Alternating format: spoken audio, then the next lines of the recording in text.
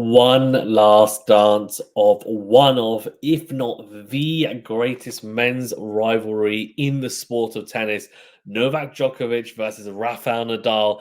And we got it. We got it, guys. Second round of the Olympics, when the draw came out, everyone was saying, please, please, let's get it. And it's finally here. And we're going to break it down. We're going to talk about the significance of this match, the head to head, what needs to happen in order for Nadal and Djokovic to win. And more importantly, I think focus on the Nadal aspect because there's a lot of question marks around him. With Djokovic, of course, he won 3 out of the 4 slams last year. He is still one of the best players on tour level wise. Nadal has not been at that level for a while, and of course, has been out with long injuries. But he is the king of clay, and they're going to be playing on the clay courts at Roland Garros on Philippe Chatrier, his favorite court, his favorite surface, with the crowd behind him in Paris. So there's a lot of factors to talk about and dissect. Before we do get into it, though, remember to that like button, do subscribe if you're new, and do leave a rating or review if you're listening on a podcast platform. So, two of the greatest players to ever hold a racket in Djokovic and Nadal. And look, this is the rivalry. The head-to-head is 30-29 in favor of Novak Djokovic. So Nadal will be looking to level things up. For Djokovic, it's an opportunity for him to extend the head-to-head with that slither of a lead he's got in the rivalry. However, more specifically, at Roland Garros, the head-to-head is 8-2 in favor of Rafael Nadal. So that is on the clay courts in Paris. Nadal does lead the head-to-head 8-2. So that is, a very good stat for Nadal. But at the same time, Djokovic has beaten twice. And, if you're going to ask Nadal, who would you least like to face on your favorite court, your favorite surface, he'd say Djokovic, because he has had the most success out of anyone on clay against Nadal over a longer period of time. Nadal's still the most dominant in the rivalry on clay, on the red stuff, but it's going to be a tough ask. I think we have to be fair. I mean, he went almost life and death with Marton Fucsovic in the first round, and it was one of those matches where you watched it and just thought, can he rekindle what we've really been looking for, which is this high intensity, really this high intensity, consistent game that he's been able to utilize throughout his whole career, and is he able to bring that fear factor to the opponent that he's had, especially on clay. And he has this aura about him on clay, and a lot of players tend to almost beat themselves at times because he just is seen as being this almost invincible player when it comes to clay courts. And there have been some losses to people that he wouldn't have expected to lose to. Borges, for example, in the final a couple of weeks ago, and those are the types of losses that if you were to ask or say, look, Nadal's going to lose to him 2 years ago, you would laugh, right? You would laugh. And Nadal, of course, won Roland Garros 2 years ago. So we're at a different stage of his career, and it could arguably be his last season on tour. For Djokovic, I talked to him in Wimbledon, and he said to me and others that he doesn't think this is going to be his last year. He doesn't have his sights set on retirement anytime soon. And yes, he hasn't had his best year. So that's a kind of tick in the Nadal column, in that Djokovic is not playing the level that he did last year. Now, if it was the Novak Djokovic that played last year, I think this is it's almost you'd almost say Nadal has a 5-10% chance of winning. That's how big I think the difference in level would be. Honestly, I just think it would be too much. We need to talk about the factors, though, of this. I'll break it down tactically, but I think a lot of people would have watched the matches between Nadal and Djokovic, and they'll know tactically how they tend to play out. And of course, there's a lot of factors involved and different nuances to it. But I want to talk a little bit more about the kind of circumstances and the environment of the match and how that could potentially affect things. So first of all, Nadal just played today, right? So they're going to be playing tomorrow by the looks of it, unless the schedule miraculously changes.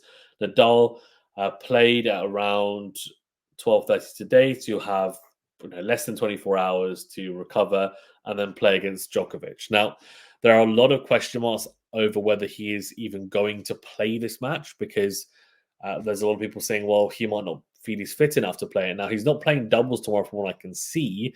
So it looks like his doubles has been moved. I could be wrong. But from the singles aspect, right, it's not ideal. It's not ideal after playing a three-set match. And clearly he's not in the physical apex of his career. And conditioning-wise, he's not either at that kind of peak at the moment. Whether he'll even get there again, who knows?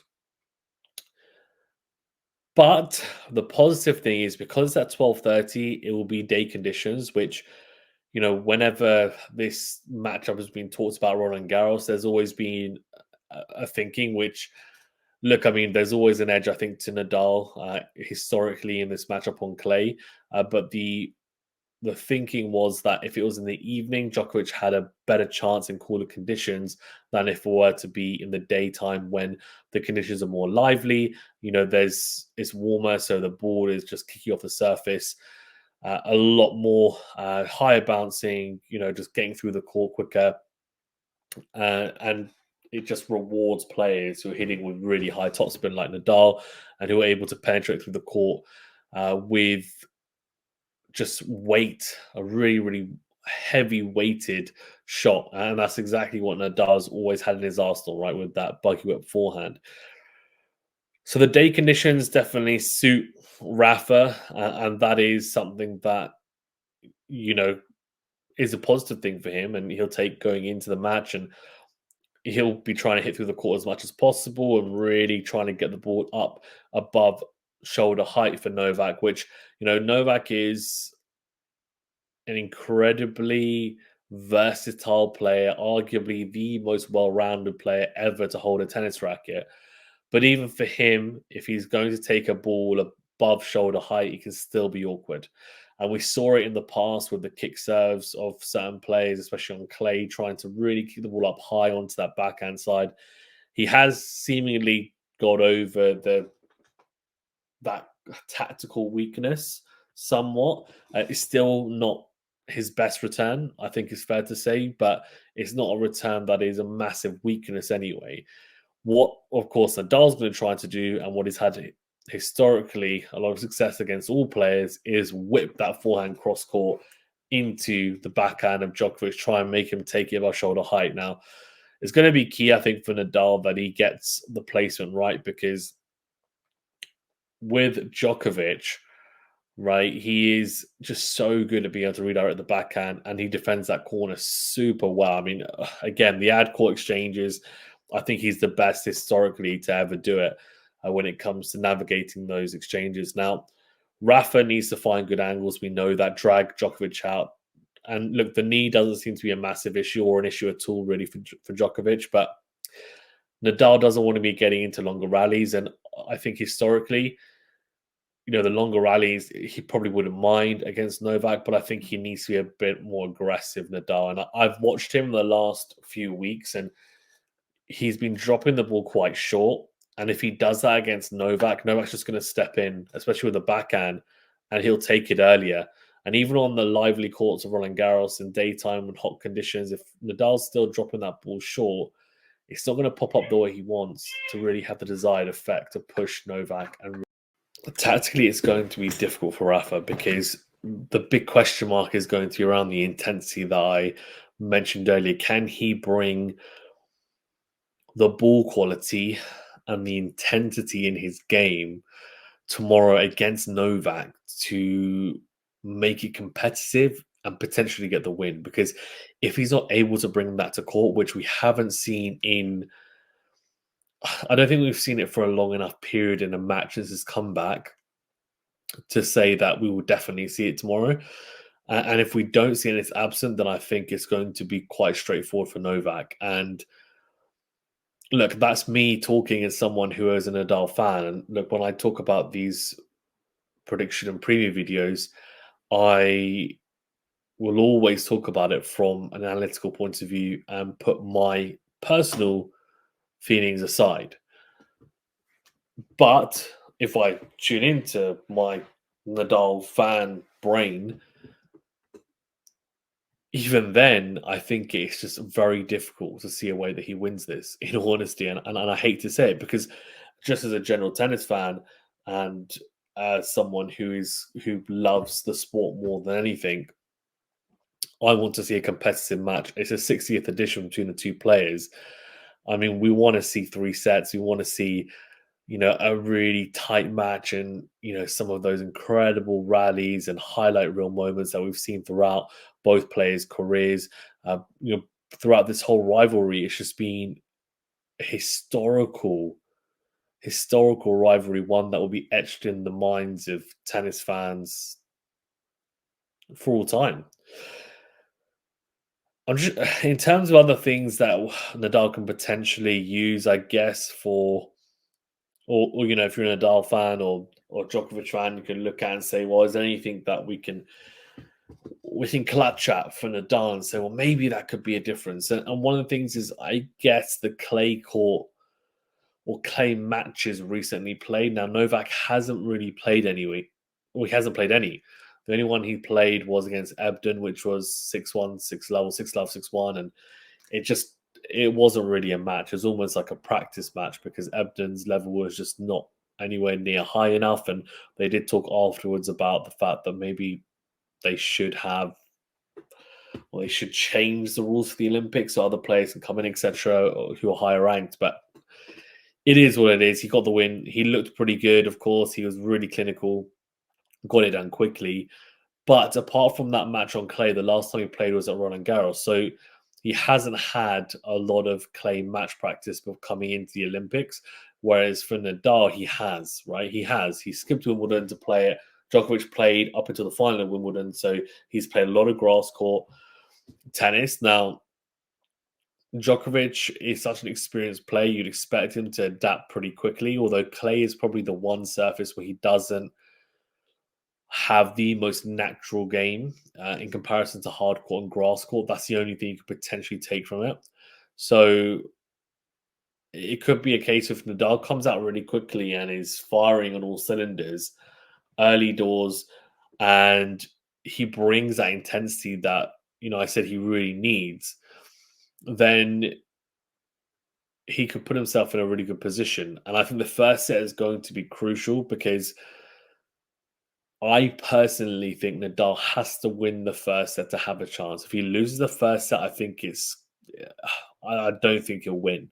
I don't think he'll have a chance of winning. That's just how I see it. I think for Novak, if he loses the first set, there's no need to panic. But we were talking about things to look for, right, for Nadal. One of the big things, there's a couple of big things here, is one, Novak with the Paris crowd. And in the past, of course, he's had run-ins with the Paris crowd.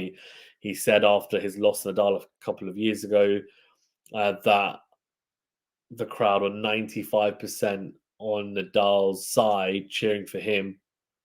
And he really went for the crowd. Like, there clearly is some real animosity between himself and the crowd. And the crowd are going to be, again, very pro Nadal. Right, in Paris, they are. He's won it 14 times. Roland Garros, that is, the French Open title, and this is going to be a similar crowd. There will probably be more Serbians in it because of the Olympics, but I imagine it's still going to be very pro Rafa. So, does Djokovic get rolled by that up again? And normally it tends to work in his favor, but against Nadal that time it didn't actually. He let it affect him in a negative way. So that's something that could potentially happen. The second factor is a scar tissue at Roland Garros and against Nadal, that is, especially. So he's obviously got these really crushing defeats to Nadal at the French Open. Now, they haven't really happened recently, but over the course of the rivalry, it has happened. So if he's losing quite convincingly early doors in the first set, does he start to potentially unravel? You'd expect not, because Generally speaking, he is an absolute beast when it comes to the mental aspect of the game, but you just never know, especially if it's paired with my third factor, which is the pressure of the Olympics. It's the only piece of silverware missing from Novak Djokovic's trophy cabinet. It's the only piece missing. So if he does start losing, the crowd's against him, and the pressure of the Olympics as well as playing on his mind, that mixture and that concoction of potential factors could be a recipe for disaster. It could be the perfect storm where Nadal actually gets that helping hand he probably needs against Djokovic to go over the line. So uh, those could be some things, are more mental more than anything, which could play a positive factor for Nadal, a negative factor in turn for Djokovic. But look, I mean, there's a lot of ifs and buts there. The final one, I think, for me is that the best of three format, I think, suits Rafa because I think he was best of five. I think he'd struggle physically to keep up with Djokovic for that period of time. And we already saw in 2022, for example, that he had peaks and troughs in best of five matches. His level would fluctuate big time.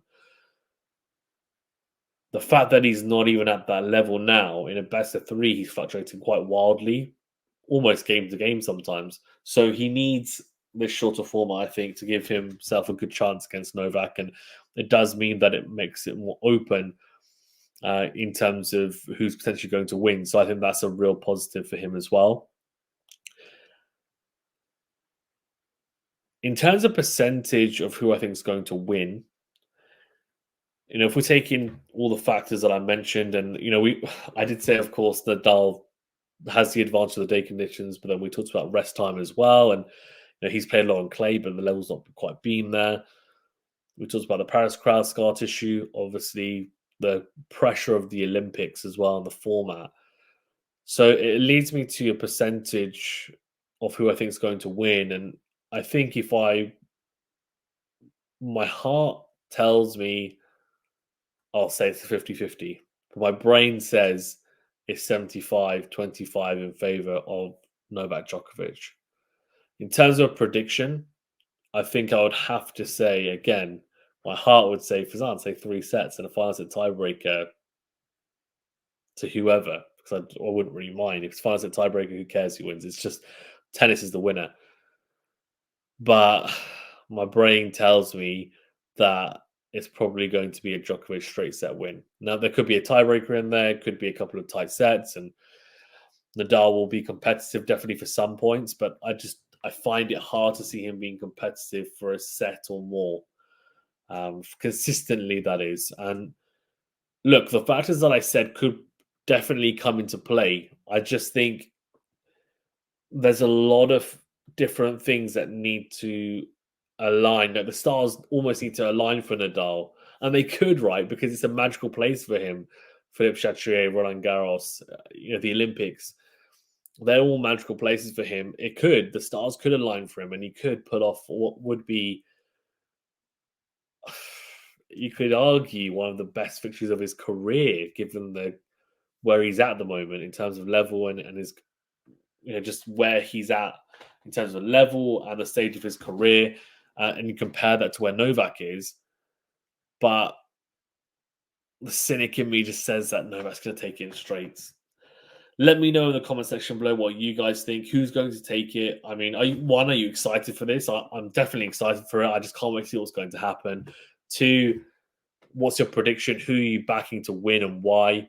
And 3, I'm just interested to hear whether there's any factors that I potentially missed, because I haven't gone into it in great detail on the tactical side, because I just think we've seen it so many times, and maybe actually finding the tactical side, I think, and there's such a key thing in most tennis matches, but especially for Nadal, there's actually 2 factors, which is, I talked about intensity and also ball quality. For me, actually, the serve is going to be so key for Nadal. He needs to make a lot of first serves in, but also it needs to be working well. Like, he needs to be hitting his spots, and first strike tennis needs to be top notch. Serve and forehand, is just so key, not just against Djokovic, but on clay. If you want to have success and win tournaments on clay, and that's what he's been so good at, Nadal, right? Serve, and then following up with a +1 forehand, which is just destructive. And it's able to win in points so easily. And then we know how good he is returning, right? Generally, one of the best returners of all time, alongside Djokovic. I think on clay, he's probably the best returner, Rafa, that is. So yeah, a couple of additional things to talk about there as well.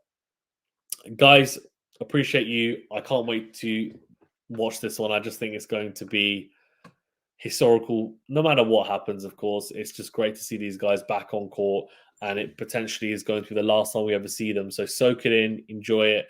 Join us for the live stream watch along. We'll be doing play-by-play commentary for this one. It's just too good to miss, and we'll see you very, very soon.